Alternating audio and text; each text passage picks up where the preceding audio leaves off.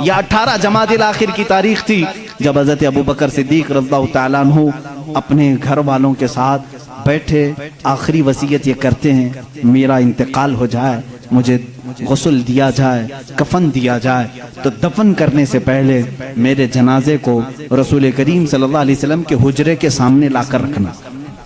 حضور صلی اللہ علیہ وسلم کا مزار اقدس کہاں تھا؟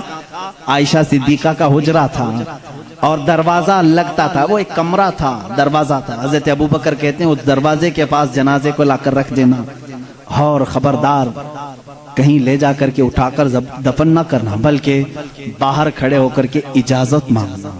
اے اللہ کے رسول، تمہارا رفیق، تمہارا دوست آپ کے بغل میں دفن ہونے کی اجازت مانگتا ہے، اگر رسول کریم صلی اللہ علیہ وسلم اجازت دے دیں تو مجھے حضور کے پہلو میں دفن کر دینا۔ یہ ہو سکتا ہے میرے عزیزوں، اس بات کو شاید وہابی سن رہے ہوں گے تو تڑپ جانا چاہیے کہ صدیق اکبر نے یہ نہیں کہا، صحابہ نے بھی یہ نہیں پوچھا اجازت، قبر والے سے کیسے اجازت؟ وہ رسول پاک قبر میں ہے، اور کہنے والا کوئی عام آدمی نہیں، ابو بکر صدیق ہے، خلیفۃ المسلمین ہیں رضی اللہ عنہ۔ صحابہ نے بھی کچھ بھی کہا نہیں، ٹھیک ہے، سب کو شاید عقیدہ وہی تھا جو آج بریلی کے امام نے ہمیں دیا ہے۔ صحابہ کا عقیدہ وہی تھا، تو زندہ ہے واللہ، تو زندہ ہے واللہ، میری چشم عالم سے چھپ جانے والے۔ اسی لیے انہوں نے نہیں کہا، پوچھا نہیں۔ وفات ہو گئی، غسل کے بعد، تجہیز تکفین کے بعد جنازہ لایا گیا، اور ان کے مطابق صحابہ نے دروازے کے باہر کھڑے ہو کر کے پوچھا بھی، اے اللہ کے رسول، آپ کا رفیق، آپ کا خلیل، آپ کا یار غار آپ کے پہلو میں دفن ہونا چاہتا ہے۔ صحابہ کا عقیدہ دیکھو، ملاحظہ کرو۔ اس وقت فرماتے ہیں صحابہ باہر تھے، اچانک دروازے کی چٹکنی کھلی، دروازہ کھل گیا، قبر اطہر سے آواز آئی، ادخل الحبیب الی الحبیب، حبیب کو حبیب کے ساتھ داخل کرو۔ عزیزان گرامی، رسول کریم صلی اللہ تعالیٰ علیہ وسلم کی اس آواز کو کون نہیں پہچانتا تھا؟ صدیق اکبر رضی اللہ تعالیٰ عنہ کو اجازت کے بعد دفن کیا گیا ہے۔ حضور اکرم صلی اللہ تعالیٰ علیہ وسلم کے پہلو میں وہ آرام فرمائے ہیں۔ صدیق اکبر کی کیا ذات ہے میرے عزیزو، دنیا میں تھے تو رسول کے ساتھ رہے، قبر میں ہیں تو رسول کے ساتھ ہیں۔ میرے آقا نے فرمایا قیامت کی سور پھونکنے کے بعد دنیا کی سرزمین سے سب سے پہلے اٹھنے والا میں ہوں گا، دوسرے نمبر پر ابو بکر صدیق ہوں گے، تیسرے حضرت عمر ہوں گے۔ حضور خود فرماتے ہیں، اے لوگوں تمہیں معلوم ہے محشر کے میدان میں میں کس طرح سے آؤں گا؟ میرے آقا فرماتے ہیں میں اپنی قبر سے اٹھوں گا، ابو بکر و عمر اٹھیں گے، میں دونوں کے ہاتھوں پر دونوں کے کندھوں پر اپنا ہاتھ رکھ کر کے میدان محشر میں آؤں گا۔